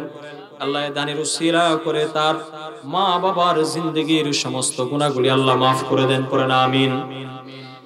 আল্লাহ পাক রব্বুল আলামিন ওই বান্দাগুলিকে সবচেয়ে বেশি মুহাব্বত করে ভালোবাসেন, যে বান্দাগুলি সুখে এবং দুঃখে সর্ব অবস্থায় মালিকের শুকরিয়া আদায় করে, মালিকের রাস্তায় খরচ করে। আজকে বান্দা, আজকে মানুষ অসংখ্য অগণিত টাকা পয়সা এদিক সেদিক খরচ করে, কিন্তু ভালো রাস্তায় আমাদের কয় টাকা, কতগুলো টাকা পয়সা খরচ হয় একটু নিজের সাথে মিলান। আজকে এত এত টাকা আমার অযথা খরচ হয়, বাইরে খরচ হয়। আপনারা কি মনে করেন এই যে বসে বসে টিভি দেখেন আর চা খান আর পান খান, সিগারেট খান, এটা এই টাকা যে খরচ করেন এটা মনে হয় খুব সওয়াব হয়? কোনো লাভ আছে? কোনো লাভ নাই। একটা মানুষ যদি দিনে 3 থেকে 4 কাপ বা 5 কাপ চা খায়, 5টা পান খায়, 5টা সিগারেট খায়, 100 টাকা হয়ে যায়। এরকম মাসে তার 3000 টাকা শেষ। কিন্তু একটা মাস যদি আপনি যদি এই টাকা জমিয়ে আল্লাহর রাস্তায় দান করেন, পরকালে আপনার জান্নাত আস্তে আস্তে কি হবে? উপরে উঠতে থাকবে, আপনার সম্মান বাড়তে থাকবে। এজন্য রাসূল বলেছেন, পৃথিবীর মানুষ তো বুঝে না, সবকিছু নিজের মনে করে। আমি আমার মোবাইলকে নিজের মনে করি, আমি আমার জামা কাপড় সব নিজের মনে করি, আমি আমার মা বাবাকে নিজের মনে করি, আমি আমার স্ত্রী সন্তানকে নিজের মনে করি, আমি আমার এলাকা সমস্ত মানুষকে নিজের মনে করি। সবকিছু মানুষ নিজের মনে করে, নিজের মালিকানা মনে করে। এই জমির মালিক আমি, এই হোটেলের মালিক আমি, সবকিছু নিজের বলে দাবি করে। কিন্তু নবী বলেন এই মানুষগুলো খুবই খুবই ক্ষতিগ্রস্তের মধ্যে আছে। কারণ পৃথিবীতে নবী বলেন তিনটা জিনিস ছাড়া, তিনটা জিনিস শুধু নিজের আর সব অন্যের। কয়টা জিনিস? তিনটা জিনিস শুধু নিজের। ভালো করে মনে রাখবেন। এক নাম্বার হলো বান্দা যা খায় এটা তার নিজের। আমি যা খাইতেছি এটা আমার। অনেকে বলে, আগের মা বোনদেরকে দেখতাম পাশের বাড়ি থেকে মিষ্টি দিয়ে গেছে, বলতো যে এটা আমি খাবো না, আমার সন্তানকে খাওয়াবো, তো সন্তান খাইলেই আমার পেট ভরবে। এটা শুধু একটা মিথ্যা কথা। নবী বলেন যে বান্দা মনে করে সবকিছু আমার, না, তিনটা জিনিস শুধু আমার উম্মতের আর সব অন্যের। এক নাম্বার হলো বান্দা যা খায়, আমার উম্মত যেটা খায়, আমি যেটা খাইলাম, নিজে যেটা খাইলাম এটা আমার। আর নিজে যা পরিধান করলাম পোশাক আদি এটা আমার। আর নিজে যা আল্লাহর রাস্তায় খরচ করলাম এটা আমার। আর পৃথিবীর কোন সম্পদ আমার, পৃথিবীর কোন সম্পদ আমার না, শুধু তিনটা সম্পদই আমার। সবচাইতে বুদ্ধিমান তো ওই ব্যক্তি যে আল্লাহর রাস্তায় বেশি থেকে বেশি টাকা পয়সা কি করে খরচ করে, দান খয়রাত করে। এজন্য আমাদেরকে দানের হাত সম্প্রসারিত করতে হবে। আজকে যদি আমরা এলাকাবাসী চেষ্টা করি, ফিকির করি, মসজিদের কাজ চলতেছে, সেজদা করলাম,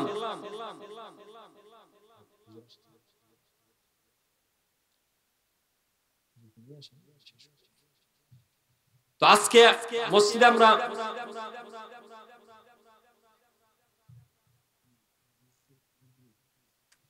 লিল্লাহে তাকবীর, আর একটু জোরে বলেন আল্লাহু আকবার। আমাদের দেবরাজ বাজারের বিশিষ্ট ব্যবসায়ী নজরুল ইসলাম সাহেব ৫,০০০ টাকা, জোরে বলেন মারহাবা। আল্লাহ পাক রব্বুল আলামিন আপনি আমার এই ভাইয়ের দানকে কবুল করেন, জানে মালে বরকত দান করেন, ব্যবসার মধ্যে বরকত দান করেন। আল্লাহ যতগুলি মানুষ ওনার বংশধর থেকে কবরে চলে গেছেন, আল্লাহ আপনি ওনার বংশধরের সমস্ত মানুষকে মাফ করে দেন, পড়েন আমিন। আজকে যাদের আমাদের মা নাই, বাবা নাই, মা চলে গেছে অন্ধকার কবরে, বাবা চলে গেছে অন্ধকার কবরে। আমি যখন বয়ান করছিলাম তখন বলেছি আপনারা একটু খেয়াল করে দেখুন, সন্তানের সর্বপ্রথম ইনকামের টাকা খরচ করতে হয় কার উপর? মা বাবার উপর। আপনি বলবেন হুজুর আমার মা তো আজ থেকে 10 বছর আগে মারা গেছে, আমি ছোট থাকা অবস্থায় আমার মা মারা গেছে, আমি তো আমার মা বাবার উপরে কোনো টাকা পয়সা খরচ করতে পারি না। এরকম সন্তান নাই পৃথিবীতে? নাই? কথা বলেন আছে না নাই? এরকম সন্তান যারা আমরা আছি, যাদের মা বাবা নাই, মা বাবার উপর টাকা পয়সা খরচ করতে পারেন নাই, আমি আপনাদেরকে পায়ে হাত রেখে বলবো মেহেরবানি করে আপনারা মা বাবার নামে অন্তত পক্ষে কিছু থেকে কিছু আল্লাহর রাস্তায় খরচ করে দিন। কারণ এখন তো আপনি মাকে 10টা টাকা দিতে পারবেন না, তো এটা মা বাবার নামে যদি আল্লাহর রাস্তায় আপনি খরচ করেন, তাহলে এর সওয়াব মা বাবা পাবে কি পাবে না? কথা বলেন, পাবে কি পাবে না? এজন্য মাকে যারা আমরা ভালোবাসি, বাবাকে যারা আমরা মুহাব্বত করি, কিন্তু মা বাবা কেউ নাই, অন্ধকার কবরে শুয়ে আছে, তাদেরকে আমি 2টা আমল বলে দেব। 1 নাম্বার আমল হলো প্রতি শুক্রবার, কি বার? জুমার দিন, প্রতি শুক্রবার সন্তান, এমন সন্তান আছে মা বাবা মারা গেছে, বছরের পর বছর যায় কিন্তু মার কবরটা কোনোদিন জিয়ারত করে না। আছে না নাই? বাবার কবরটা জিয়ারত করে নাই। কিন্তু আল্লাহর নবী বলেন প্রত্যেক শুক্রবার জুমার দিন জুমার সালাত, জুমার নামাজ আদায় করার পর আমার কোন উম্মত যদি তার মার কাছে গিয়ে তার বাবার কবরের পাশে গিয়ে দাঁড়ায়, আপনার মা নাই, বাবা নাই, কবরের পাশে দাঁড়িয়ে মার যেদিকে মাথা, বাবার যেদিকে মাথা, এই পাঁচটাতে দাঁড়িয়ে আপনি আপনার মাকে একটু জিজ্ঞেস করবেন, মা আপনি কেমন আছেন? ও মা আপনি কেমন আছেন? ও বাবা আপনি কেমন আছেন? মা জীবিত থাকা অবস্থায় সন্তান বিদেশের বাড়ি থেকে আসবে, শহর থেকে আসবে, মা সন্তানের অপেক্ষায় বসে আছে। সন্তান আসার সাথে সাথে মা জিজ্ঞেস করে, বাবা তুমি কেমন আছো? মা এরকম জিজ্ঞেস করে না? বাবা জিজ্ঞেস করে না? কিন্তু সেই মা অনেকের বেঁচে নাই, বাবা বেঁচে নাই, অন্ধকার কবরে শুয়ে আছে। কিন্তু কোনদিন তো সন্তান গিয়ে কবরের পাশে দাঁড়ায় একটা বার বলল না, মা আপনি কেমন আছেন? ও বাবা আপনি কেমন আছেন? আল্লাহর ফেরেশতারা কবরে আপনাদের সাথে কি আচরণ করতেছে। এজন্য নবী বলেন, প্রতি শুক্রবার জুমার নামাজ আদায় করার পর আমার কোন উম্মত যদি তার মা অথবা বাবার কবরের পাশে গিয়ে দাঁড়িয়ে দুটি হাত তুলে আল্লাহর কাছে মুনাজাত করে, নবী মুহাম্মদের উপর কয়েকবার দুরূদ শরীফ পাঠ করে, দুই শ্রেণী মানুষের দোয়া কবুল হয়। কয় শ্রেণী? দুই শ্রেণীর মানুষের দোয়া আল্লাহ তাআলা কবুল করেন। এক নাম্বার হলো ওই মহিলার দোয়া, ওই মা বোনদের কাছ থেকে কিন্তু বেশি টাকা পয়সা আসে নাই। অনেক মা বোনেরা মাহফিল শুনতে আসে কি আসে নাই? তো মা বোনদের কি দান করার দরকার নাই? কথা বলেন, মা বোনদের দান করার দরকার নাই? তো দান করবে কেমনে? আপনারা তো টাকা পয়সাই দেন না। বেশি বেশি টাকা পয়সা দিবেন আর বলবেন যে 1000 টাকা এটা দিবা মসজিদে, আবার ওই সোনো আলতা পাউডার এগুলা কেনার জন্য না। দানেরটা বলে দিবেন, অভ্যাস করবেন। আজকে হাজারো মা বোন দান খয়রাত বুঝে না, দান তো করে না, দান খয়রাত বুঝেই না, যাকাত তো বুঝেই না। স্বর্ণ অলংকার বিয়ের সময় কত কিছু পাইছে, কিন্তু এগুলোর যে যাকাত দিতে হয় অপবিত্র হয়ে রয়েছে। এগুলোর জন্য যে কিয়ামতের ময়দানে সাপে কামড় দিবে এটা বুঝেই না। এজন্য নবী বলেন, দুই শ্রেণীর মহিলা, দুই শ্রেণীর নারী আর দুই শ্রেণীর পুরুষের দোয়া আল্লাহ তাআলা সাথে সাথে কবুল করেন। জিবরাইল আলাইহিস সালাতু ওয়াস সালামকে নবী ডাক দিয়া বলে, জিবরাইল কোন দুই শ্রেণীর মহিলা আল্লাহ তাআলার কাছে দোয়া করলে কবুল হয়? নবী আলাইহিস সালাতু ওয়াস সালাম ডাক দিয়া বলে, ওই মহিলার দোয়া আল্লাহ তাআলা কবুল করেন যেই মহিলা প্রতিদিন 5 ওয়াক্ত নামাজ পড়ে, বিশেষ করে এশার নামাজ পড়ার পর। কোন নামাজ? আমার মা এবং বোন যারা আমার আওয়াজ শুনছেন মনোযোগ সহকারে শুনুন।